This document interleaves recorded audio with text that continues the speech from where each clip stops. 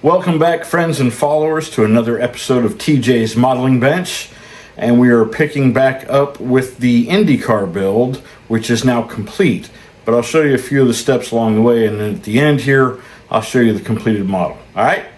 Stand by. When you've got clear parts to put in and you need a good glue, Mod Podge is the best thing you can use. I'll just put a little bit around the bottom edges of this windscreen for the Indy Car, and it'll sit right in there. And once that's dry, you will never know that it's there. This is the best stuff to use. You can see where I bought it from, and that was actually probably 2 or 3 years ago. So maybe similar in price now, give or take a little bit, but I mean, that's gargantuan. They sell a bottle about half that size. It is probably plenty for us. If you've never tried to strip the chrome off of your plastic parts that come in your kit so that you can re-chrome them with whatever brand of paint you prefer, this is the stuff that I use. It works fantastic. And what I do is I spray it into a Ziploc baggie like this. This one's been used multiple times. And then I drop the parts in, and after a good 24, 48 hours, nearly all the chrome has come off. And sometimes you'll get, you probably can't see any on these, I think it all came off, but sometimes you'll get a little yellowing that's like a lacquer that's part of the chroming process that they do. And if you can't get it all out using the Easy Off, sometimes you can pick it out later with a toothpick or some pointed tool. But then when I get ready to rinse them off, I have this strainer, and I put all the parts in there and then run it underwater in the sink and get all the Easy Off of it. And it, like I said, it works fantastic. I'd never done it till about a year ago, and wow.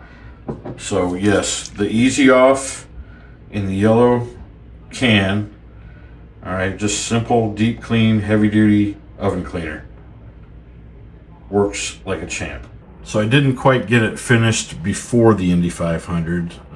Today is Monday, the 26th, actual Memorial Day. I had to work today, and Saturday and Sunday I was at my girlfriend's house for the weekend, so I didn't get a whole lot done those 2 days. I've gotten a little bit more done tonight. I'm really close, but I didn't get it done for the 500, but it will be done before the end of this month, because now I'm just really up to putting the decals on, and I've scuffed all my tires. And the way I did that, I have an old drill press. Actually, it's not old, it's just cheap. I've had it probably, I don't know, 15, 20 years maybe. It works, but it's not the best quality. Anyway, what I do is I make a mandrel. This is just a dowel, and then I wrapped masking tape around it to make it the diameter of the inside of the tire, and just kind of press fit that on there. And then I spin it in the drill with some sandpaper in my hand and just hold it against the sandpaper until the seam is pretty well gone. I might have a little bit more work to do on all of these. There's a spot there. Now, like just that one spot, if I place it right, I can have that on the bottom and it'll never really be seen. This one's pretty much the same way. This one, that's where it was attached to the tree. And it looks like that seam is still fairly visible all the way around. So I may need to sand that one again. And this one definitely, that seam goes quite a bit around. There's the attachment point on the tree, but you can see that line. So I got to do a little bit more work on those. But I am basically really ready to start putting decals on. I need to scuff the inside of the wheels just so they match the scuffed look of the outside. I don't want those but then again, I was thinking about this also. So I ended up getting the Goodyear Eagle decals from STS Decals. And what I'll probably do after I get those laid on and they're dried, I may come back and spray these with a semi-gloss clear. So they'll still have a little bit of a sheen to them like this interior side does. Yeah, I don't know. I'll have to do something, obviously, to seal those decals on. And right now, it is not smooth, so I might need to spray them prior to putting those particular decals on it. So, and then the paint, I've been using an airbrush now for, I don't know, close to 20 years, I guess. And I've gotten fairly comfortable with it. I can do pretty good work, I think. And I usually shoot with the Tamiya acrylics, and I like them. They're good. But I thought this time, I'd give the Tamiya rattle cans a shot. And I picked up, this is the TS47 yellow, chrome yellow is what it says. And then the TS26 pure white. And I don't know, I've kind of got a love-hate relationship with it. I don't know if it's showing up really well on the camera here or not. I'm gonna have to glue that wing on better. It's not wanting to stay. But if I rotate this slightly, can you see there's a bit of a color difference in this area of the yellow, right? And then especially along this streak here, you can see where the paint kind of pulled away from the edges a bit. And I understand that that's from maybe laying it on too heavy. Now everything was primed prior to paint, so it's not an adhesion issue with the plastic. And of course, when you spray rattle can paints, you're supposed to give it a few light coats, like a tack coat, before you go on with more paint. And I did that, but I guess that's the one thing I don't like about rattle cans. It's very hard to go lightly with these.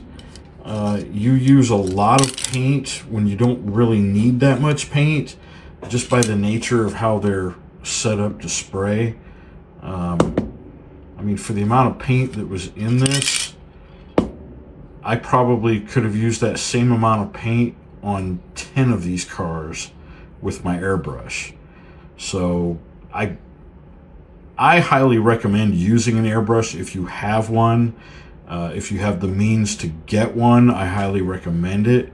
Learn how to use it, practice. I ended up, when I bought mine the first time, I bought a big artist sketch pad and just wasted paint on it, learning how to spray it properly, how to thin it out properly, how to adjust my air pressures to get the right spray pattern out of it, and then shooting thin lines and wide bands and all that stuff that makes you a better airbrush artist.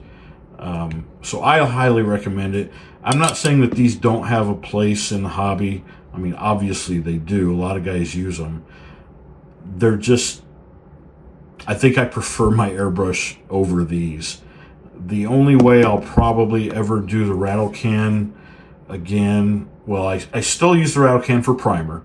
So the primers are really good. I like those. I've got the Tamiya primers. I've also used Mr. Surfacer primer. I like that one a lot. So the primers are good. I don't have any issues with those. And the only other thing I probably might use, which I haven't used yet, is the clear coats. I know a lot of guys use the clear and like those. And when it comes to a clear coat, all of that added volume of paint, or clear in this case, might actually be a good thing for it. So anyway, that's my recommendation on paints. And as it turns out, this chrome yellow is a little bit brighter of a yellow than I think the actual car had. I pulled up an image from the web, and the yellow was a little bit more pale in color compared to this. I think it's going to be all right. It's just not going to be an exact match. One other thing I changed, So in the instructions for this kit, the roll bar, they have you paint that in a black or flat black. And the photo I pulled up on the internet shows it this way, with the yellow and then the front edge of it being red. And I liked the way that looked a little better. And with the decals that are going onto it, I think that's really going to make it look the best. It's not perfect. I see there I got a little bit of a red streak in my yellow. So not perfect. And I still haven't painted my driver's head yet. So that's that's on the to-do list still. But everything else is really done except for, like I said, decals. So we'll do decals and then clear coat, and we'll get this driver's head put on, and I'll show it to you when we're finished. The Goodyear Eagle decals are on the sidewalls, but even with some Mark Fit Strong, you can see the decal paper. And, you know, that was kind of expected because I did sand these tires. So it's not a smooth finish, and that's what causes the silvering of the decal film. So what I'm going to try to do, and hope that it helps to hide that, is I'm going to spray them with a Tamiya semi-gloss clear. And I'm hoping, and we'll just do the whole side. We won't do the tread, we'll do the sides. And I'm hoping that that will help hide that decal film.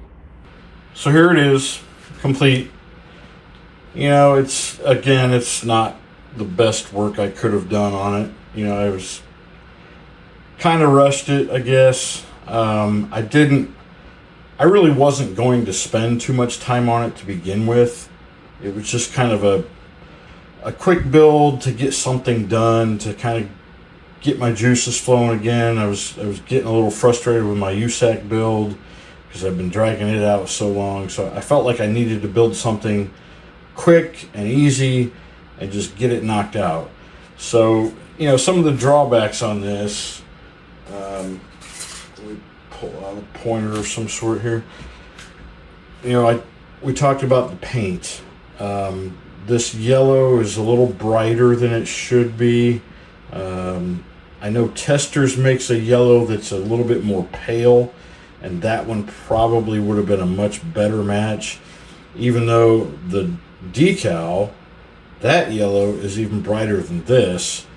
The one-to-one photos that I found, this yellow is a little bit more, or less bright, a little more of a pale yellow.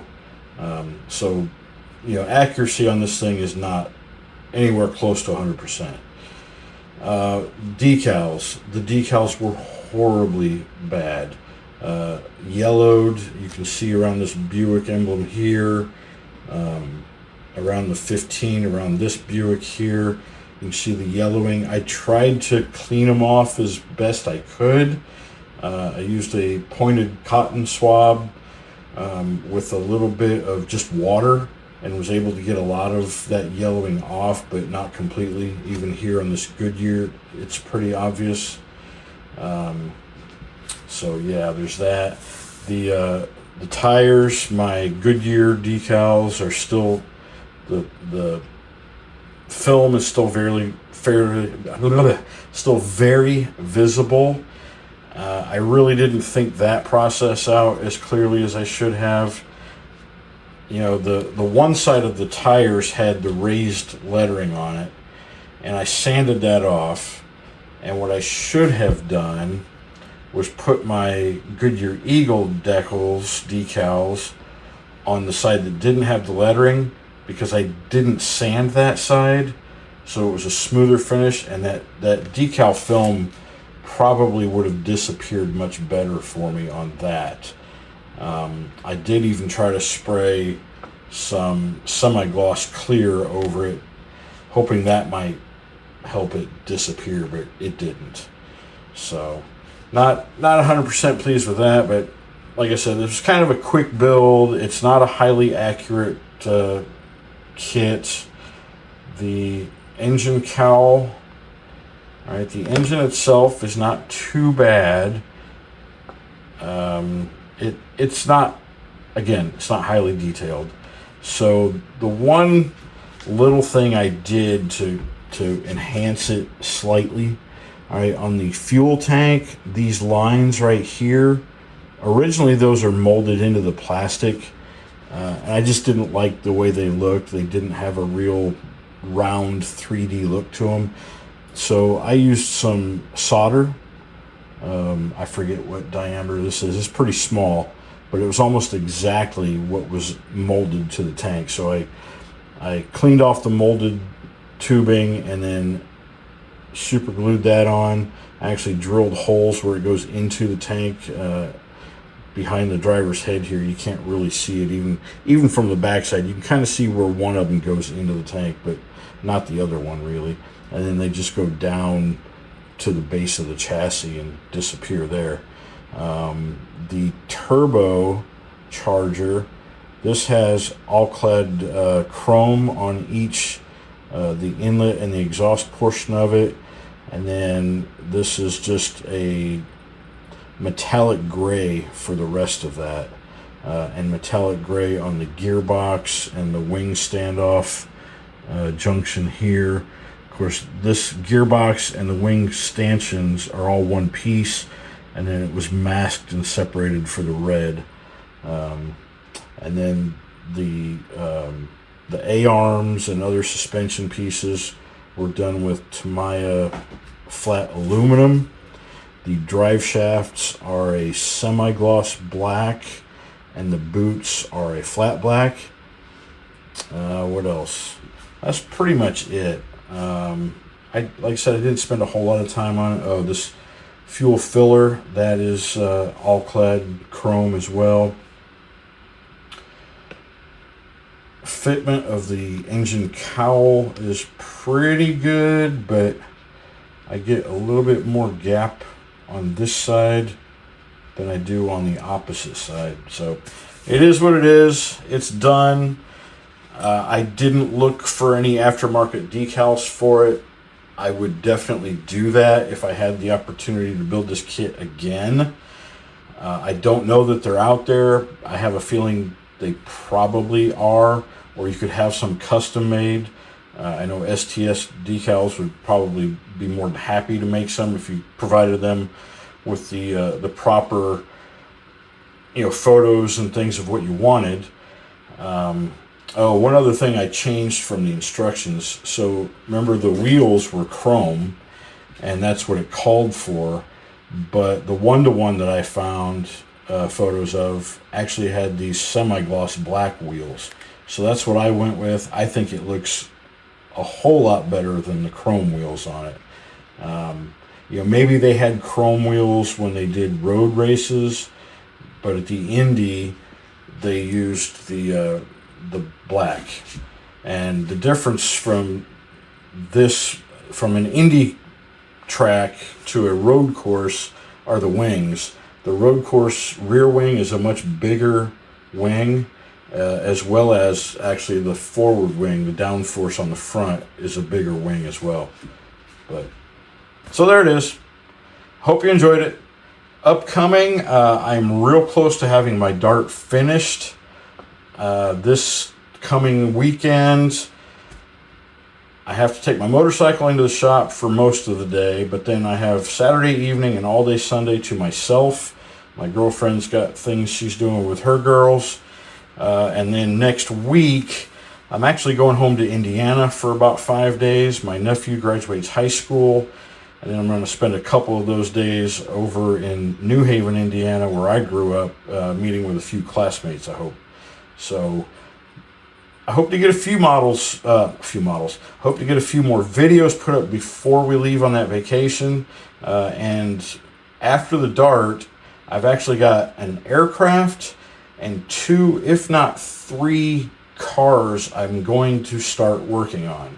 I have several that I want to have done for Acme this year, and then the aircraft model is actually for the Blue Angels Model Fest, which is in late August over in Milton, Florida, which is just northeast of Pensacola. So that's it. Thanks for tuning in. We'll catch you all again on the next go around. Peace and love.